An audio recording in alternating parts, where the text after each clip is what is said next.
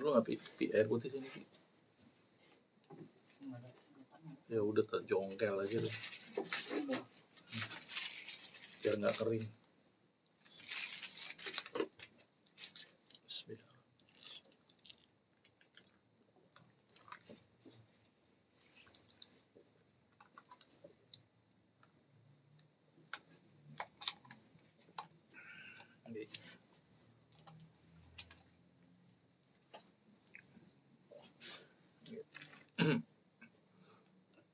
Bismillahirrahmanirrahim.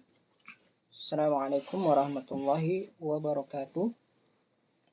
Alhamdulillah, pada pagi hari ini kita akan live kembali bersama dengan Dr. Agus Rahmadi. Pada kesempatan pagi ini kita akan kembali ya mengulik atau memberikan edukasi tentang buah dan herbal untuk kolesterol ya. Pada pagi hari ini kita akan membahas tentang ya minuman dari herbal dan buah-buahan khusus untuk kolesterol yang insya Allah formula hari ini itu bisa dinikmati ya dan tidak berasa minum jamu ya. Tanpa memperpanjang kalam, kita langsung saja pada Dr. Agus Rahmadi untuk memberikan edukasinya pada pagi hari ini. Baik, Bismillahirrahmanirrahim. Assalamualaikum warahmatullahi wabarakatuh. Alhamdulillahi rabbil alamin. Allahumma shalli ala Muhammad wa ala ali Muhammad, amma ba'd. Ya, senang rasanya bisa menyapa teman-teman sahabat sehat semuanya. Mudah-mudahan diberi kesehatan oleh Allah, dan bagi yang sakit mudah-mudahan disembuhkan oleh Allah. Salawat serta salam kita sampaikan kepada contoh terbaik kita, Nabi besar Muhammad SAW, dan juga para keluarga, para sahabat, para tabi'in, dan juga pengikutnya yang setia. Mudah-mudahan kita bisa mendapatkan syafaatnya di yaumil akhir nanti. Amin ya rabbal alamin. Hari ini kita bahas tentang penyakit kolesterol. Seperti kita ketahui bahwa kolesterol itu pada dasarnya dibutuhkan oleh tubuh. Ya, kolesterol itu dibutuhkan untuk pembentukan sel, pembentukan hormon. Jadi kolesterol butuh. Cuman kalau kelebihan, nah ini yang jadi masalah. Ya, kolesterol ini dibagi menjadi dua ya, gambaran kasarnya ada kolesterol baik, ada kolesterol buruk. Kolesterol baik semakin tinggi ya semakin bagus, kolesterol buruk semakin tinggi semakin jelek. Kolesterol baik kita sebut dengan istilah HDL, dan kolesterol buruk kita sebut dengan istilah LDL. Apa sih bedanya LDL sama HDL? Singkatannya adalah high density yang HDL, kalau yang LDL low density lipid. Apa sih densitas? Ya daya, bahasa gampangnya daya pantul lah. Maka itu kenapa yang HDL itu tidak gampang ngendap, tapi kalau yang LDL atau yang kolesterol jahat itu gampang sekali mengendap.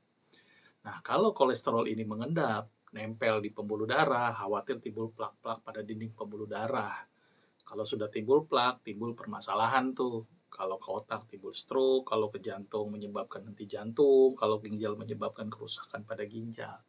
Maka itu pentingnya kita dalam menurunkan kadar kolesterol di dalam darah supaya tidak menimbulkan sumbatan-sumbatan pada dinding pembuluh darah kita. Nah, saat ini kadang-kadang masyarakat sulit sekali itu untuk diatur pola makannya. Ya, disuruh jangan makan goreng-gorengan, terus saja goreng-gorengan gitu ya. Jangan makan lemak-lemakan, hobinya lemak-lemakan. Nah, kondisi ini yang menyebabkan begitu sulitnya dalam mengontrol kolesterol. Nah, dalam dunia kedokteran akan dikasih golongan obat-obat seperti statin ya, yang fungsinya adalah menghambat pembentukan kolesterol. Tapi kalau pola hidupnya tidak dijaga, tetap saja sembuh saat itu muncul kembali kolesterolnya. Nah, saya ingin mencoba memberikan berbagai tips yang sederhana, minimal ini membantu menurunkan kadar kolesterol di dalam tubuh ya. Ada beberapa tanaman obat, ada beberapa buah-buahan yang ternyata berperan dalam menghambat pembentukan kolesterol, sekaligus juga memiliki efek bagus juga untuk meningkatkan kadar kolesterol baiknya. Nah, ini yang perlu disampaikan, dan di depan ini sudah ada nih macam-macamnya nih ya. Jadi sahabat sehat bisa melihat yang ada di sini gitu ya. Di sini saya coba terangkan. Yang pertama dari buahnya dulu. Yang pertama adalah jeruk lemon ini.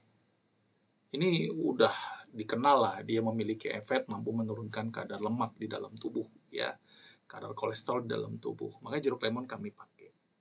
Terus kemudian alpukat, rasanya enak gitu ya, Tapi bagus, dia mengandung HDL nih, meningkatkan kolesterol baik. Kan kita tahu bahwa kolesterol baik harus kita naikkan, kolesterol jelek harus kita turunkan. Nah, sumber kolesterol yang baik salah satunya adalah dari alpukat. Dan kalau dibikin jus atau smoothies enak banget.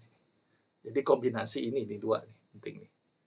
Ya, untuk ini menghambat penyerapan lemak, sekaligus juga melunturkan lemak di level usus. Ini menaikkan kadar HDL. HDL naik, LDL turun. Ya.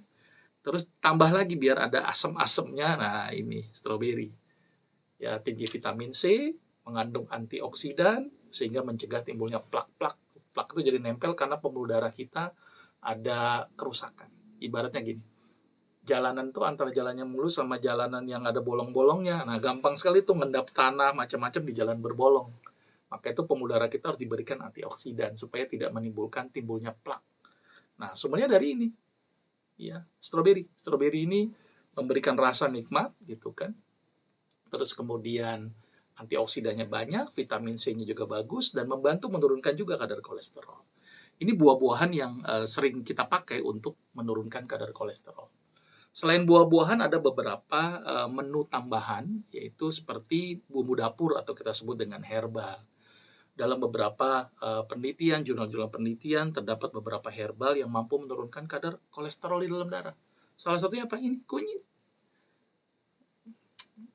Bumbu masak, tanaman herbal sederhana, banyak di rumah, pakai ini. Ya, kunyit ini. Saya sih merekomendasikan dikupas, dipotong kecil-kecil, direbus gitu ya. Nah, saya tambahkan dengan serai. Nah, ini serai ya. Serai ini juga mampu membantu mengurangi peradangan, dia memiliki efek antiinflamasi. Ya, kalau kunyit tadi cara kerjanya untuk kolesterol itu menghambat penyerapan kolesterol, terus kemudian memperbaiki fungsi hati. Kita tahu bahwa kolesterol itu juga sebagian besar diproduksi oleh hati. Maka kunyit, serai ini memiliki efek yang cukup bagus untuk penurunan kadar kolesterol di dalam darah, membantu menurunkan kadar kolesterol di dalam darah. Nah, seperti biasa ini direbus dulu ini dua nih. Direbus gitu ya, dikupas, dipotong kecil-kecil, direbus dengan 3 gelas air menjadi 1 gelas air, nah jadinya begini nih. Nah, ini kira-kira beginilah. Ini isinya kunyit dan serai. Nah, ini nanti dipakai untuk tambahan blenderan ini nih. Alpukat. Alpukat kan di blender pakai air nih, tambahin ini. Nanti diperesin jeruk lemon. Nah, pemanisnya saya merekomendasikan pakai madu atau kurma ini. Nah, ini kurma. Kurma ini pemanis alami, tapi dia juga mengandung serat yang cukup baik dan antioksidan yang cukup bagus. Ditambah lagi memang tinggi kalium kan. Kalium kita tahu bahwa mampu menurunkan kadar hipertensi ya. Karena orang yang hipertensi perlu diturunkan dengan kadar kalium. Ditambah lagi kurma juga mengandung golongan triptopan yang ini sangat bagus untuk bikin serotonin, neurotransmitter tubuh. Jadi pemanisnya saya pakai kurma. Ditambah lagi unsur seratnya begitu luar biasanya. Ya, di blender, kemudian jadilah seperti gambarannya kayak ginilah ini kalau sebelum di blender nih. Ini ada rebusan kunyit serai dicampur dengan ini saya sudah masukin box ini. Masukin box jadi tinggal blender gitu ya. Kalau di cafe saya tuh tinggal blender aja ini. Ya, tinggal ada yang pesan blender kan udah dalam bentuk freezer nih. Jadi dalam bentuk smoothies gitu ya. Ini lebih praktis sebenarnya untuk ribet-ribet ngupas-ngupas ini ya udah dibikinin kotak-kotak gini. Jadi kalau ada pasien yang mau mesen yang kotaknya aja, nanti suatu saat dia tinggal butuh tinggal di blender. Nah, ini gambaran sederhana untuk membantu menurunkan kadar kolesterol. Ya, jadi jangan anggap enteng kolesterol karena kolesterol kalau tinggi bisa menyebabkan timbulnya komplikasi-komplikasi. Nah, mudah-mudahan ini bisa bermanfaat buat sahabat sehat semua untuk bagaimana membantu menurunkan kadar kolesterol. Tapi tetap bagaimana mengatur mulut kita. Ininya bagus, tapi mulutnya nggak dijaga ya percuma. Dan obat yang paling bagus sebenarnya tidak hanya ini. Puasa Daud. Puasa Daud itu keren sekali untuk menurunkan kadar kolesterol. Mudah-mudahan bermanfaat. Selebihnya kita bisa berdialog dan tanya jawab. Saya akhiri. Assalamualaikum warahmatullahi wabarakatuh.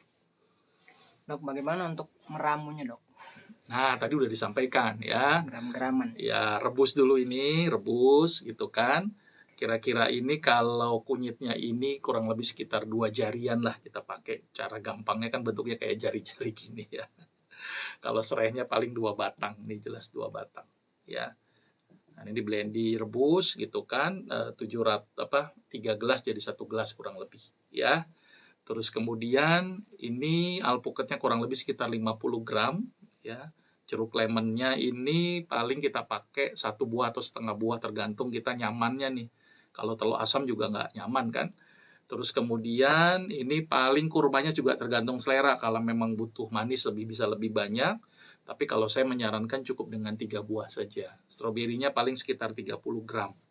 Cukup lah. Nah ini semuanya dipakai di blender. Gitu ya. Itu kira-kira gambarannya. Nah ini hasilnya kayak begini nih.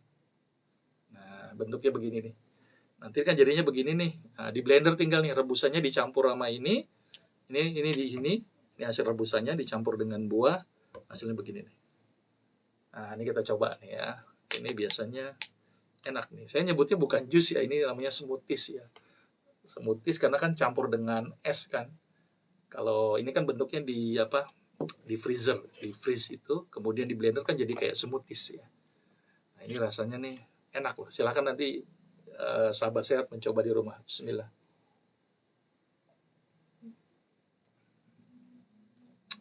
Enak karena alpukat, manis karena kurma, seger karena jeruk lemon dan stroberi. Jadi enak, seger. Nah, kira-kira gitulah. Ini enak ini, tapi kental ya. Jadi udah menunya menu herbal dan menu buah gitu. Kita gabung jadi satu.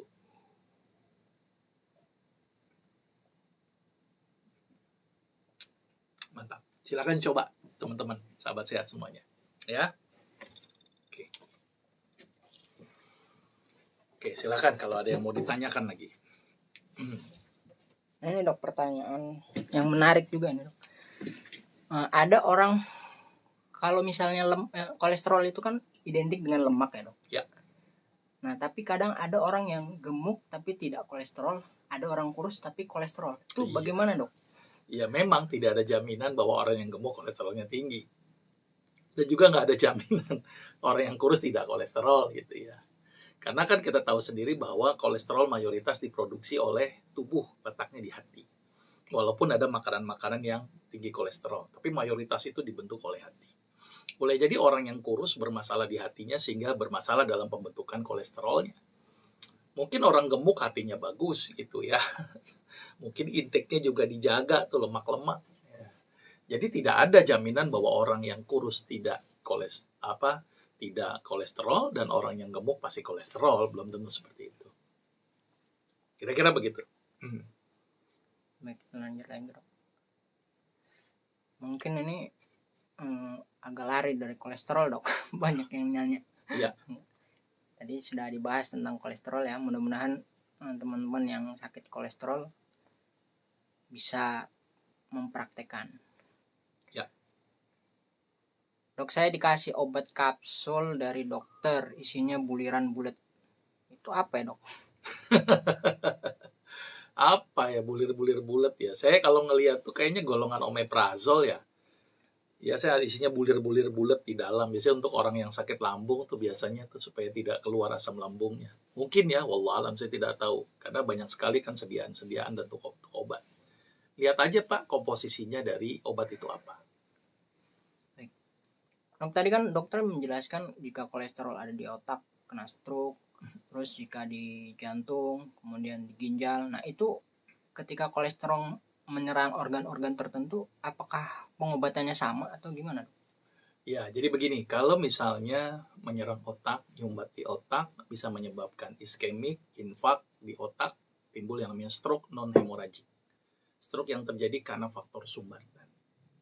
Konsepnya juga sama, penanganan stroke secara umum, kemudian ditambah dengan bagaimana menurunkan kadar kolesterol dan menghilangkan sumbatan-sumbatan pada dinding pembuluh darahnya. Biasa diberikan dengan obat-obat pengencer darah, misalnya seperti itu. Nah, pengencer darah itu ada yang alami, misalnya dengan bawang putih, itu pengencer darah. Terus kemudian lumbrokinase, ya, enzim cacing, itu juga memiliki efek pengencer darah, gitu ya. Jadi bisa dipakai dengan beberapa bumbu dapur untuk membantu mengencerkan darah. Tapi hati-hati kalau mau kombinasi dengan obat kimia, karena takutnya terjadi efek yang malah mengencerkan darah. Itu juga cukup berbahaya. bisa menyebabkan terjadinya perdarahan. Kalau ke jantung, ya secara umum lebarkan pembuluh darah jantung. Nanti akan dikasih obat-obat yang sifatnya melebarkan pembuluh darah jantung. Misalnya kayak ISDN, terus nitrogliserin, terus kemudian golongan-golongan yang sifatnya vasodilator, ya supaya tidak makin nyumbat. Selebihnya pengobatan untuk kolesterolnya secara umum sama. Bagaimana menurunkan kadar kolesterolnya, bagaimana mencegah kekentalan darahnya, sehingga tidak menambah berat sumbatannya ke daerah jantung. Jadi secara umum konsepnya sama, bagaimana mengontrol kadar kolesterolnya. Kalau memang penyebabnya karena kadar kolesterol yang tinggi. Baik. Dok, kalau ramuan itu tadi lemonnya diganti jeruk nipis bisa? Boleh, jeruk nipis boleh, jeruk lemon boleh. Ya, tapi jangan jeruk yang manis banget ya. Kan tujuannya biar nggak terlalu manis sebenarnya ya. Tapi manisnya cukup lah gitu ya. Silakan ganti jeruk yang lain juga tidak masalah. Tapi yang banyak penelitian-penelitian itu adalah jeruk lemon. Dok, kalau untuk mengatasi nyeri pada kaki itu bagaimana? Nah, nyerinya karena apa dulu kan? Nyeri itu penyebabnya banyak. Kesandung aja nyeri. Terbentur dinding nyeri. Asam urat tinggi timbul topus nyeri. Sakit radang sendi nyeri. Ya, nyerinya karena apa dulu? Karena kita cari penyebabnya dulu. Ini yang kadang-kadang langsung berpikir herbalnya apa? Ntar dulu, penyebabnya apa? Setelah dicari penyebab, baru kita cari herbalnya apa. Kira-kira begitu. Baik, buat teman-teman ya yang mau request kira-kira besok mau bahas apa lagi, langsung komen aja ya. Nanti yang banyak kita akan buatkan, siapkan resep ramuannya. Kita lanjut. Dok, kalau ginjal makan alpukat boleh, Dok? Hati-hati pada penderita gagal ginjal khususnya, hati-hati untuk makanan yang tinggi kalium. Ya, seperti pisang, alpukat, kurma, itu waspada karena takutnya terjadi hiperkalemia. Kalau hiperkalemia bisa menyebabkan gangguan pada jantung. Jadi harus diwaspadai. Ada diet-diet yang memang dikhususkan untuk penderita gagal ginjal. Berarti tidak disarankan. Jangan dulu, sebaiknya jangan. Kalau air kelapa untuk yang sudah cuci darah bagaimana, Dok?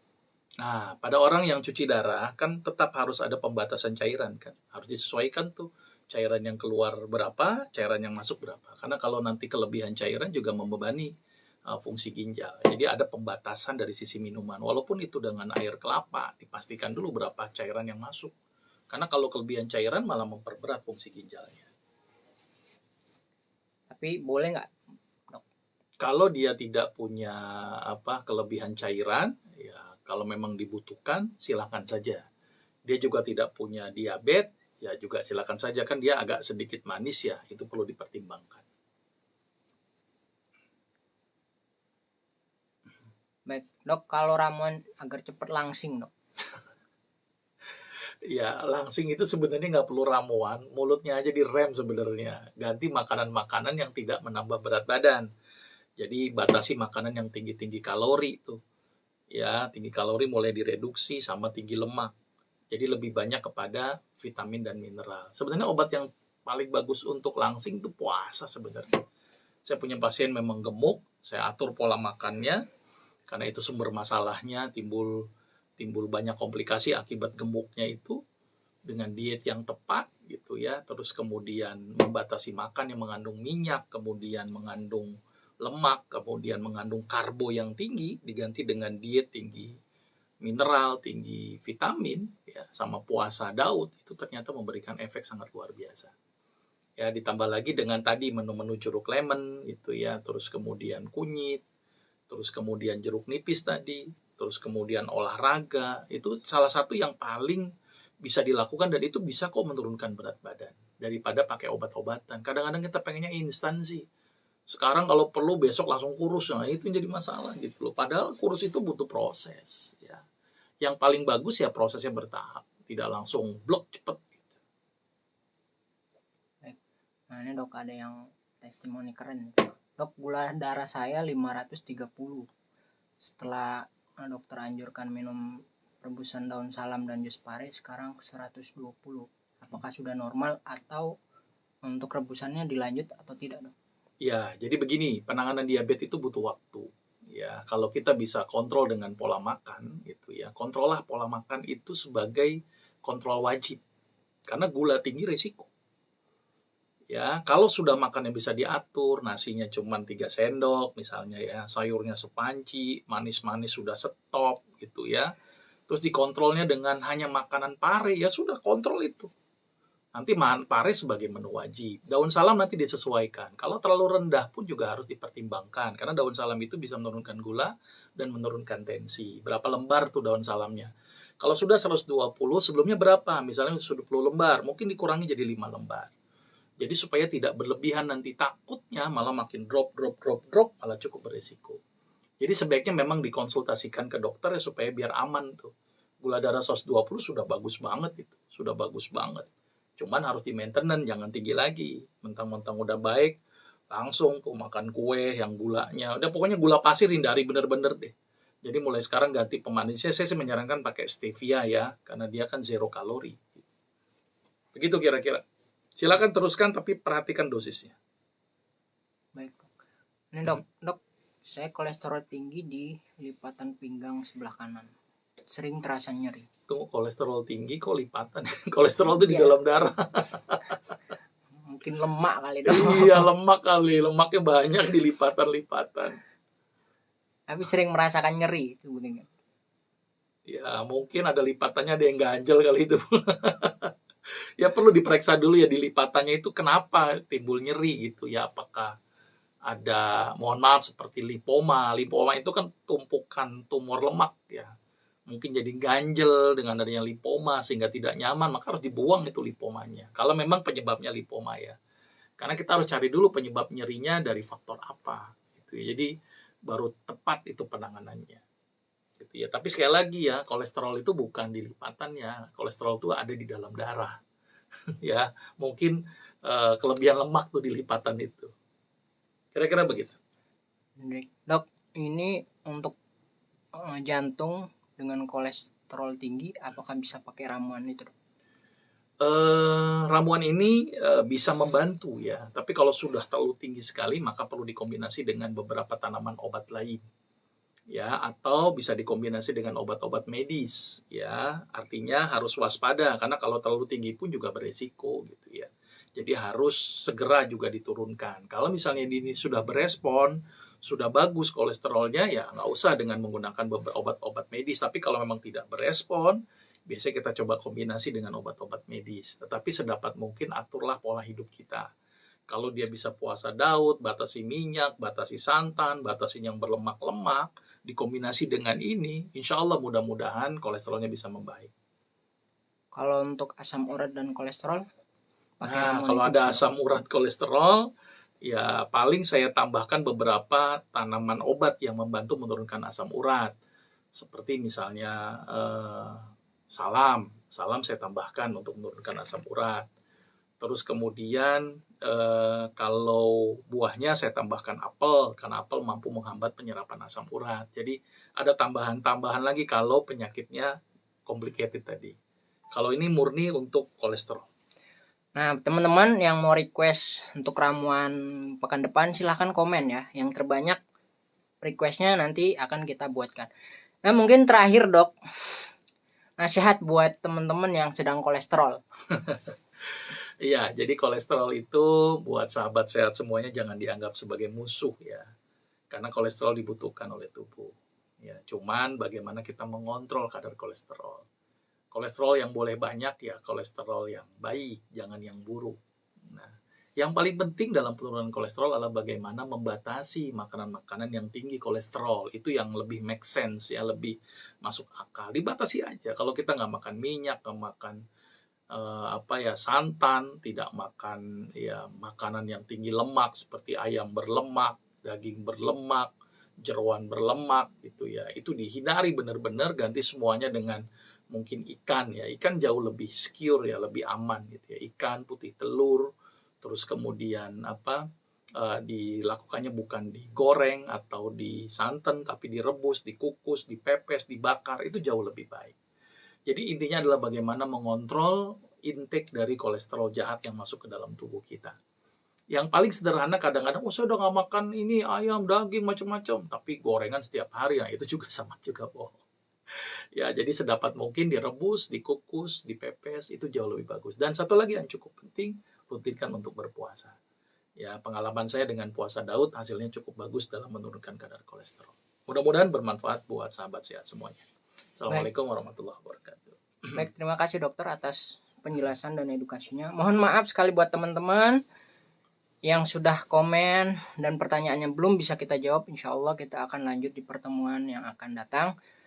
Insya Allah kita akan juga siapkan resep minuman dan ramuan-ramuan untuk mengatasi berbagai penyakit ya, yang mudah-mudahan bisa bermanfaat.